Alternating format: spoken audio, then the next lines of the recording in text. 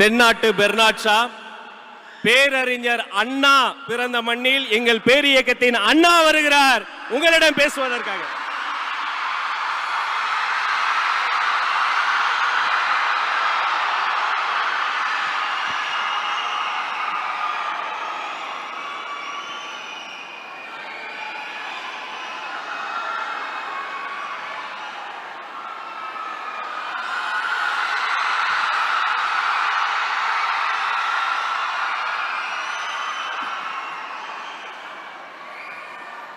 நாட்டுக்காக உழைப்பதற்கு அண்ணா பிறந்தார்.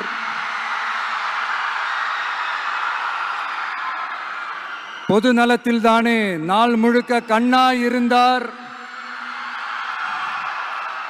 அப்படின்ட்டு எம்ஜிஆர் அவர்கள் ஒரு பாட்டு ஒன்று பாடியிருக்கிறாங்க, கேட்டிருப்பீங்க. அப்படிப்பட்ட நம்ம காஞ்சி தலைவர் அறிஞர் அண்ணா அவர்கள் பிறந்த மாவட்டம் தான் இந்த காஞ்சிபுரம் மாவட்டம்.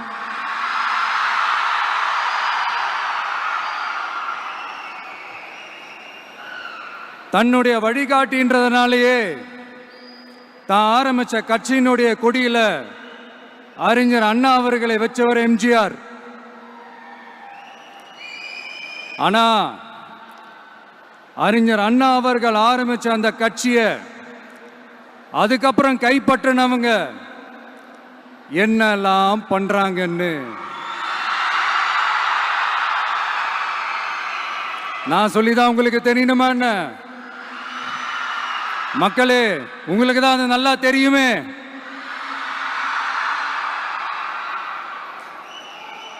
தனிப்பட்ட முறையில் எங்களுக்கும் அவங்களுக்கும் எந்த பிரச்சனையும் கிடையாதுங்க. எந்த வாய்க்கா வரப்பு தகராறுலாம் எதுவுமே கிடையாதுங்க. அப்படியே இருந்தாலும் அது நம்ம கண்டுக்கவே போறது இல்லைங்க. தனிப்பட்ட முறையில் அவங்களுக்கு வேணா நம்ம மேல வன்மத்தோட இருக்கலாங்க. ஆனா நாமெல்லாம் அப்படி கிடையவே கிடையாதுங்க. ஆனா உங்களை என்ன நம்ம எல்லாரையும் பொய் சொல்லி நம்ப வச்சு ஓட்டு போட வச்சு ஏமாத்தினாங்கல்ல,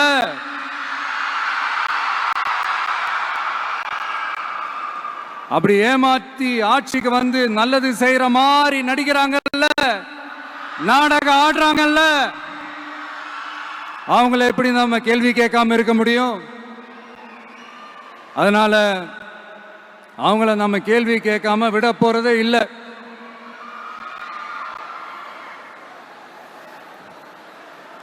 இதையே நான் காஞ்சிபுரம் மாவட்டத்தில் இருந்து நான் சொல்றேன்னா, தெரிஞ்சோ தெரியாமலோ இந்த மாவட்டத்துக்கும் நமக்கும் ஆட்டோமேட்டிக்காவே ஒரு கனெக்ஷன் ஒன்று ஏற்படுதுங்க.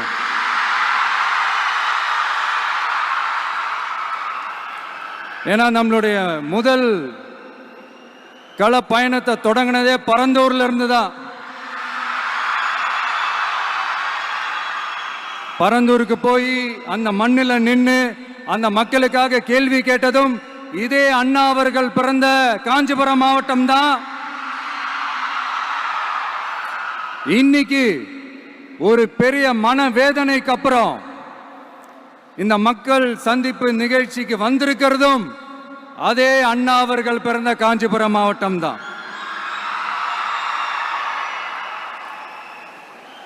அதனால நமக்கு எல்லாமும் கொடுத்த நம்ம மக்களுக்காக எல்லா நல்லதையும் செய்யணும், அதுவும் சட்டப்பூர்வமாக செய்யணும், அங்கீகாரத்தோட செய்யணும், அதிகாரப்பூர்வமாக செய்யணும், ஒட்டுமொத்த தமிழ்நாட்டு மக்களுக்கும் செய்யணும், ஒரே மாதிரி செய்யணும், ஒரே எண்ணத்தோட செய்யணும்.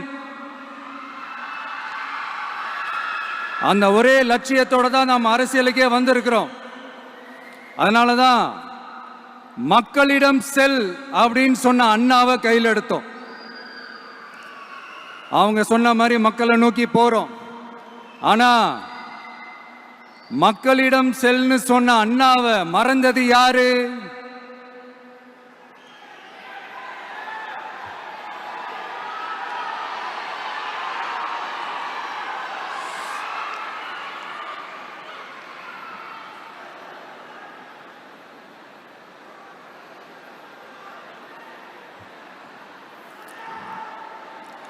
கொள்கையா? அதனப்பா கிலோ என்ன விலை என்னன்னு கேட்கிற அளவுக்கு அப்படி ஒரு கட்சியை ஒன்று நடத்திக்கிட்டு அந்த கட்சியினுடைய தலைவர் தமிழ்நாட்டு முதல்வர் சொல்றாரு, நமக்கு கொள்கை இல்லையா? எப்படி? நமக்கு கொள்கை இல்லையா?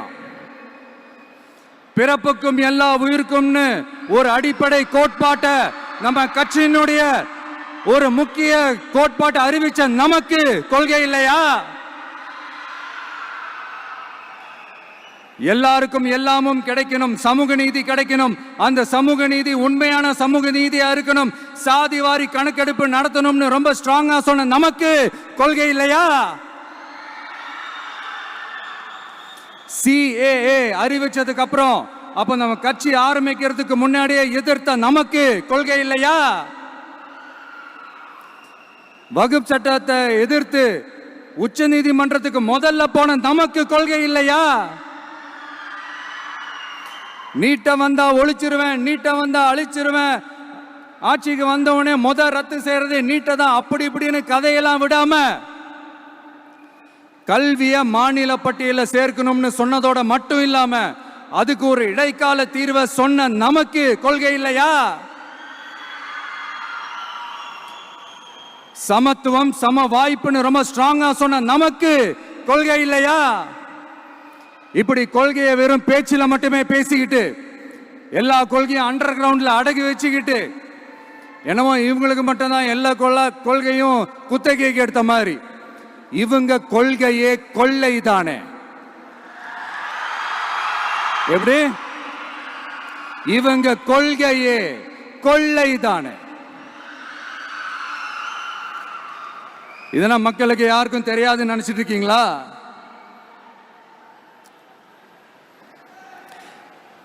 எங்க கட்சி ஒன்றும் சங்கரமணம் இல்லைன்னு சொன்னது யாரு?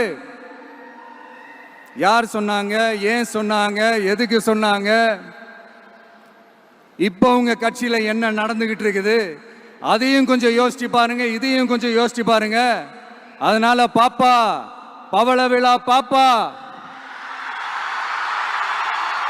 நீ பாசாங்கு காட்டாத பாப்பா, நீ நல்லவர்கள் போல் நடிப்பதை பார்த்து நாடே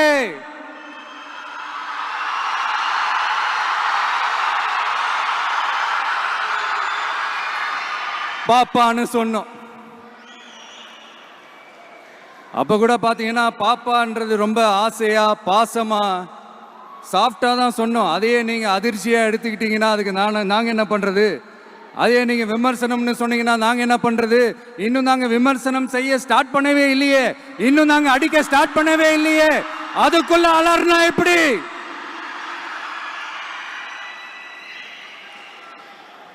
அதனால உங்க அரசவை புலவர்கள் யாராவது இருந்தாங்கன்னா கர்ச்சீஃப் எடுத்து அவங்க கண்ணீரை துடைத்து விடுங்கள்.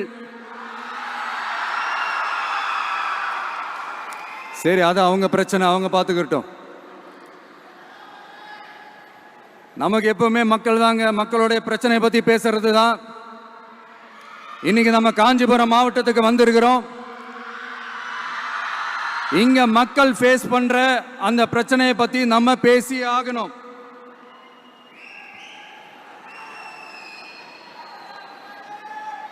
இந்த காஞ்சி மண்ணை வாழ வைக்கிற ஜீவ நதி பாலாறு, உயிர் நதி பாலாறு. இந்த மக்களோட உயிரோடவும் ரத்தத்தோடும் கலந்து ஓடுவது பாலாறு. அந்த பாலாறை இன்னைக்கு பெரியார் பெயரையும் அண்ணா பெயரையும் சும்மா பேருக்கு வச்சுக்கிட்டு ஆட்சி நடத்துறவங்க என்ன பண்றாங்க தெரியும்ல? சுரண்டிட்டாங்க, கொள்ளையடிச்சிட்டாங்க, நாசம் பண்ணிட்டாங்க, மோசம் பண்ணிட்டாங்கன்னு இன்னும் என்ன வேணாலும் சொல்லலாம். ஆக மொத்தம் அழிச்சிட்டாங்க. இதை நான் எதுவும் போற போக்கில் எதுவும் அடிச்சு விடலங்க, ஆதாரத்தோட தான் சொல்றேன். அனுமதிக்கப்பட்ட அந்த லெவலை தாண்டி 22,70,000 யூனிட் மணலை கொள்ளையடிச்சிருக்கிறாங்க. ஆக மொத்தம் இதுல அவங்க அடிச்ச கொள்ளை எவ்வளவு தெரியுமா? ரொம்பலாம் இல்ல, கம்மி தான். 4,730 கோடி. கம்மி தான் இல்ல?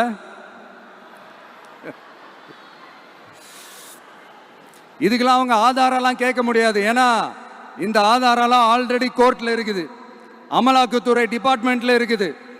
அந்த டிபார்ட்மெண்ட்ல வேலை செஞ்ச சில நல்லவர்கள் அவங்க அடிச்ச அந்த கொள்ளையெல்லாம் தாங்க முடியாம வெளியில வந்து சொன்ன அந்த ஆதாரங்கள், இதெல்லாம் சம்பந்தப்பட்டவங்களுக்கு இன்னும் நல்லாவே தெரியும். அதனால இது சம்பந்தமா ஆதாரங்களை கொடுலாம் அவங்க கேட்க முடியாது.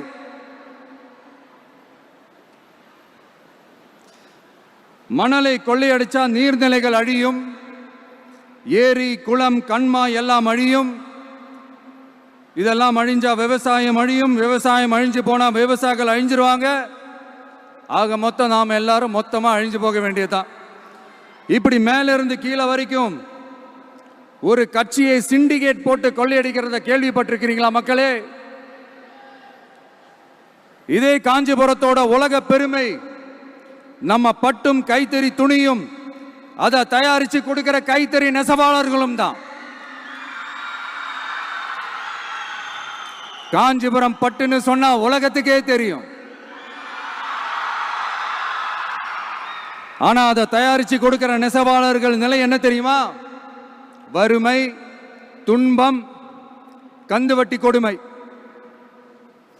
பட்டு கைத்தறிக்கு கூட்டுறவு சங்கங்கள் இருக்கு, பருத்தி கைத்தறிக்கும் கூட்டுறவு சங்கங்கள் இருக்கு. சுமார் 40,000 பேர் அதில் உறுப்பினர்களா இருக்கிறாங்க. அது போக சாய தொழில், தறிப்பட்டறை தொழில் இதை நம்பி 40,000 குடும்பங்கள் இருக்கு. ஆனா அவங்களோட ஒரு நாள் கூலி எவ்வளவு தெரியுமா? வெறும் 500 ரூபா தான். அதை கொஞ்சம் அதிகப்படுத்தி கொடுங்கன்னு போராடி போராடி பார்த்து ஒன்றும் நடக்கல. இதோட அவங்க கஷ்டம் முடிஞ்சுதா? வடகிழக்கு பருவமழை அந்த 500 ரூபா கூலிக்கு வேட்டு வச்சிடுச்சு. எப்படி விவசாயிகள் டெல்டா மாவட்டங்களில் மழையால பாதிக்கப்பட்டாங்களோ, அவங்கள கண்டுக்காம எப்படி இந்த அரசாங்கம் கைவிட்டுடுச்சோ, அதே மாதிரி தான் நம்ம கைத்தறி நெசவாளர்களும் மழையால பாதிக்கப்பட்டிருக்கிறாங்க. அடுத்து இந்த காஞ்சிபுரம் மாவட்டத்தோட பஸ் ஸ்டாண்டு 60 வருஷத்துக்கு முன்னாடி கட்டினதான். அண்ணா அவர்கள் ஆட்சிக்கு வந்தப்போ கட்டியிருப்பாங்க போல. அது இன்னும் புதுப்பிக்க கூட முடியாம கேட்டா என்ன சொல்லுவாங்க? அந்த லேண்ட் வந்து கேஸ்ல இருக்குது. இல்ல நான் கேட்கிறேன், ஒரு கவர்மெண்ட்னால வேற ஒரு நல்ல இடத்தை தேர்வு செஞ்சு ஒரு பஸ் ஸ்டாண்ட் கட்டி தர முடியாதா?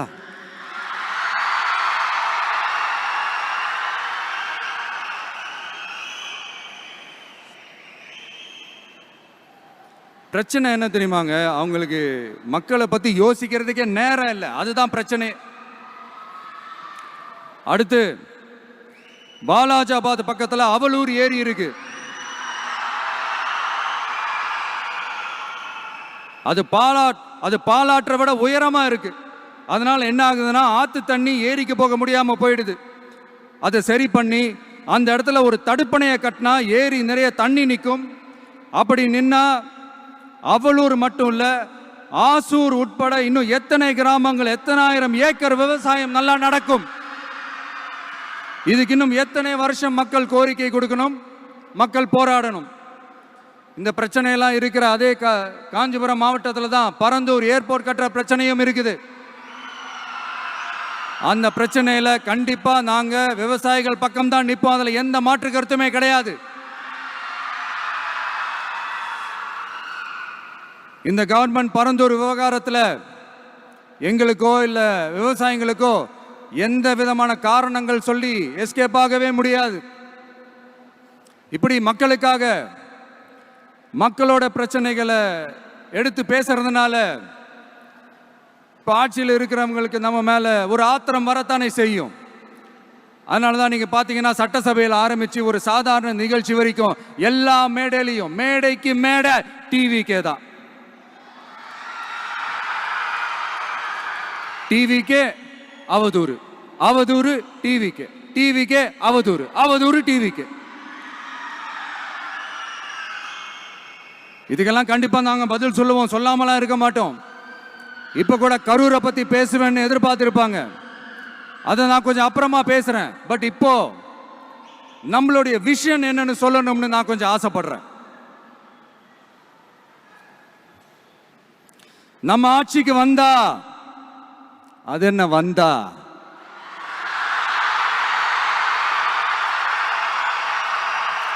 வருவோம். மக்கள் கண்டிப்பா நம்மள வர வைப்பாங்க. மக்களுக்கான ஆட்சியை மக்களே விரும்பி வர வைக்கத்தானே செய்வாங்க. அப்படி மக்களால் அமைக்கப்பட போற நம்ம ஆட்சியில நம்ம என்ன செய்ய போறோம்ன்றது அதுக்கான அந்த தேர்தல் அறிக்கையில் அதுக்கான விளக்கத்தை டெஃபினட்டா கொடுப்போம். பட் அதுக்கு முன்னாடி ஒரு சின்னதா லைட்டா நான் கொஞ்சம் அதை சொல்லணும்னு ஆசைப்படுறேன். எல்லாருக்கும் நிரந்தரமான வீடு இருக்கணும்.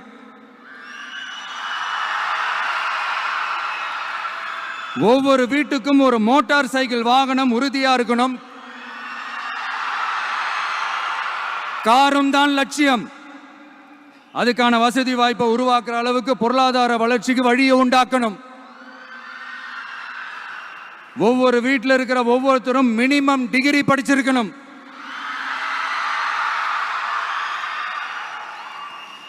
ஒவ்வொரு வீட்லையும் குறைந்தபட்சம் ஒருத்தருக்கு நிரந்தர வருமானம் கிடைக்கணும்.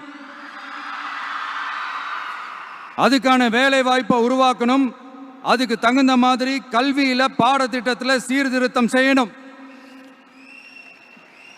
கவர்மெண்ட் ஹாஸ்பிட்டல்ஸுக்கு மக்கள் எல்லாரும் பயம் இல்லாம நம்பி போற மாதிரி மாத்தணும்.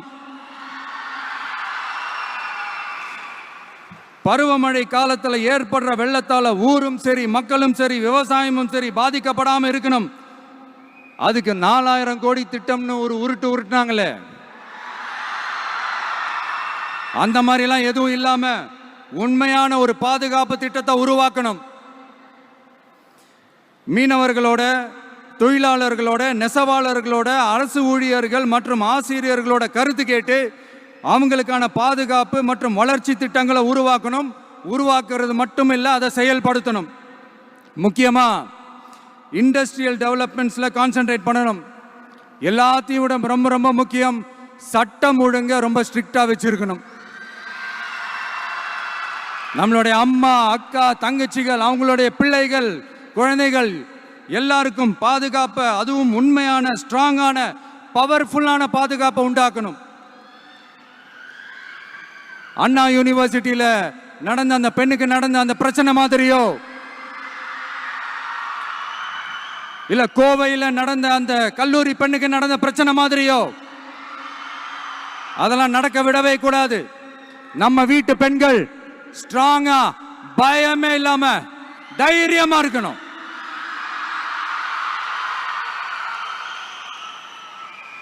இதை எப்படி செயல்படுத்த போறோன்றது முன்னாடி சொன்ன மாதிரி நம்மளுடைய தேர்தல் அறிக்கையில் அதுக்கான விளக்கத்தை ரொம்ப டீட்டெயில்டாக கொடுப்போம். நான் சும்மா மற்றவங்க மாதிரி அவங்கள மாதிரி எல்லாத்தையும் அடிச்சு விட்டுட்டு ஏமாத்துற வேலையெல்லாம் இங்கே கிடையாது நம்ம கிட்ட. நான் மறுபடியும் சொல்றேன், நம்ம அரசியலுக்கு வந்தது உங்களுக்கு நல்லது நல்லது நல்லது மட்டுமே செய்யறது தான். எங்களுக்கு வேற எந்த அஜெண்டாவும் கிடையாது. அதனாலதான் பாத்தீங்கன்னா கொள்கை எதிரி யாரு, அரசியல் எதிரி யாருன்னு திட்டவட்டமா சொல்லிட்டு அது வெளியே சொல்லிட்டு களத்துக்கு வந்திருக்கிறோம். அதுல எந்த விதமான குழப்பமோ எந்த விதமான ஊசலாட்டமோ எதுவுமே இருக்க போறதில்ல. இந்த விஜய் சும்மா எதையும் சொல்ல மாட்டான். ஒன்னு சொன்னா அதை செய்யாம விட மாட்டான். அது மக்களுக்கு நல்லாவே தெரியும். அப்புறம் ஒரு அதிசயம் சொல்ல முடியாது, இது ஒரு கண்டுபிடிக்க முடியாத ஒரு உண்மைன்னு சொல்லலாம். அது என்னப்பா, அது தற்குறியா?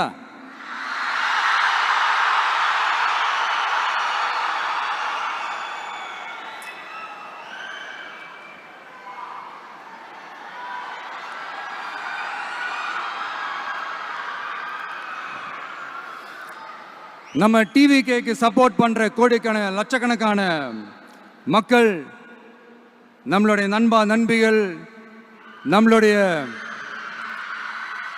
ஜென்சி கிட்ஸ் எல்லாரையும் தற்குறிகள்னு சொல்லி வாங்கி கட்டிக்கிட்டு இப்போ அவங்களாம் தற்கூரியெல்லாம் கிடையாது, அப்படிலாம் அவங்கள கூப்பிடாதீங்க. அவங்க சங்கிகள்லாம் கிடையாது, அப்படிலாம் அவங்கள கூப்பிடாதீங்கன்னு சொல்லி ஒரு குரல். யாருடா அந்த குரல் அப்படின்னு பார்த்தா, இப்போ ரீசெண்டா அறிவு திருவிழான்னு ஒன்று நடத்தினாங்கல்ல, சாரி அவதூறு திருவிழா. அதுல அவங்க தலைமையே குழப்புற மாதிரி, அறிவு கண்ணை திறந்து வைக்கிற மாதிரி ஒருத்தர் பேசியிருக்கிறார். அவர் யாருன்னா அது அவங்களோட எம்எல்ஏவே. அந்த எம்எல்ஏ யாருன்னா நம்மளுடைய கொள்கை தலைவர்கள் ஒருத்தரான மக்கள் சேவகர் அஞ்சலை அம்மாளோட சொந்தக்காரர். என்னடா இது இப்படி ஆகி போச்சு, டிவிகேக்கு சப்போர்ட் பண்ற மாதிரி நம்ம கட்சியிலேருந்தே ஒரு குரல் வருதுன்னு சொல்லி தலைமையில் ஃபுல்லா கன்ஃபியூஷன். அந்த கன்ஃபியூஷன் இதோட நிக்காது, அந்த ஆதரவு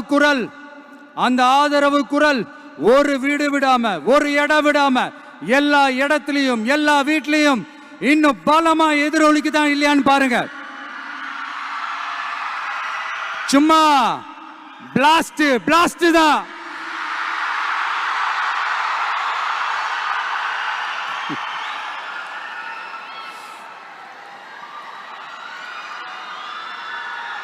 இது இன்னைக்கு நேத்தெல்லாம் நடக்கலைங்க, 1972லயே நடந்து முடிஞ்சிருச்சு. எப்போ எம்ஜிஆர் அவர்கள் கட்சி ஆரம்பிச்சாங்களோ அப்பவே அது ஒரு கூத்தாடி கட்சி.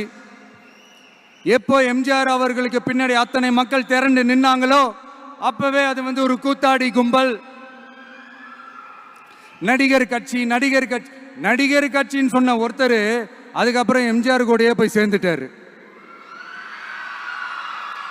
இன்னொருத்தர் இவரெல்லாம் ஒரு ரவுண்டு தாங்க வருவாரு, ரெண்டாவது ரவுண்ட்லாம் காணாம போயிடுவார்னு சொல்ல இன்னொருத்தர் அதுக்கப்புறம் போய் எம்ஜிஆர் கிட்டே போய் சேர்ந்துட்டார். ஸோ இந்த மாதிரி இவங்க ரெண்டு பேர் மட்டும் இல்லை, ஒட்டுமொத்த தமிழ்நாட்டு மக்களும் எம்ஜிஆர் அவர்கள் கூட தானே போய் சேர்ந்தாங்க.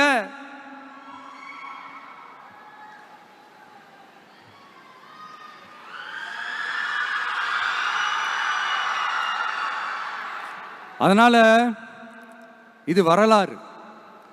இந்த வரலாறு நம்மளை விட அவங்களுக்கு இன்னும் நல்லாவே தெரியும். அதனால தான் பார்த்தீங்கன்னா 53 வருஷமா அதே கதறல்கள்.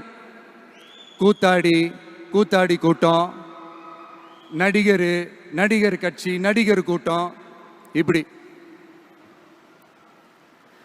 மர்மயோகின்ற ஒரு படத்தில் அவருடைய கேரக்டர் பேர் கரிகாலன். அதில் ஒரு சூப்பர் டயலாக் ஒன்று சொல்லியிருப்பார். குறி வைத்தால் தவற மாட்டேன், தவறுமானால் குறியே வைக்க மாட்டேன்.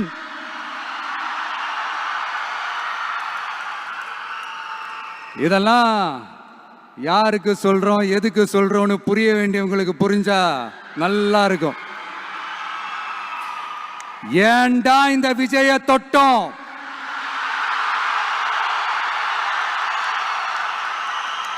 ஏண்டா விஜய் கூட இருக்கிற அந்த மக்களை தொட்டோம் நினைச்சு ஃபீல் பண்ண போறீங்க.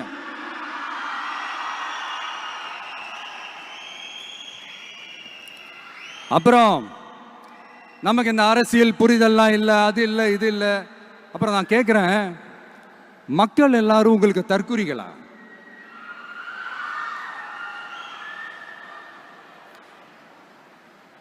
அதே மக்களோட ஓட்டு வாங்க போற நாம தற்குறிகள்னா, அப்ப இவ்வளவு நாள் அதே மக்கள் கிட்ட இருந்தானே நீங்க ஓட்டு வாங்கிட்டு இருந்தீங்க. அப்ப நீங்க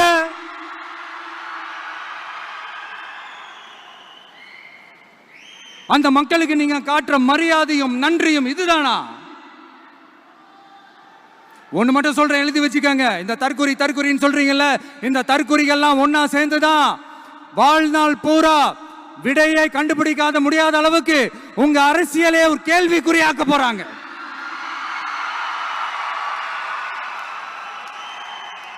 இவங்கெல்லாம் யாரும் இங்க தற்குறிகள்லாம் கிடையாது. இவங்க எல்லாரும் தமிழ்நாட்டு அரசியலோட ஆச்சரியக்குறி. இவங்க எல்லாரும் தமிழ்நாட்டு அரசியலோட அந்த மாற்றத்திற்கான அறிகுறி. சும்மா லாஜிக்கே இல்லாம தற்குறி.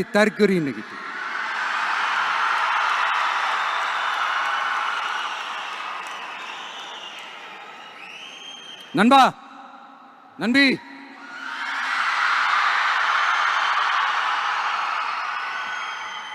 எல்லா மேடையிலும் ரிப்பீட்டடா ஒரு விஷயம் நான் சொல்லுவேன்ல, இப்ப நீங்க சொல்லுங்க. ஒண்ணு, இன்னொன்னு, ரிப்பீட்.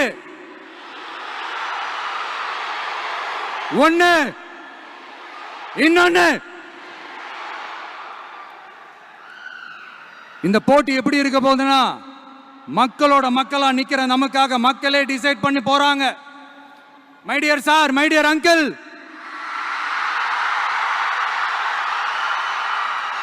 ஆல்ரெடி டிசைட் பண்ணியாச்சு. கான்பிடென்டா இருக்க மக்களே, நல்லதே நடக்கும், வெற்றி நிச்சயம். மீண்டும் சந்திக்கும் வரை நன்றி, வணக்கம்.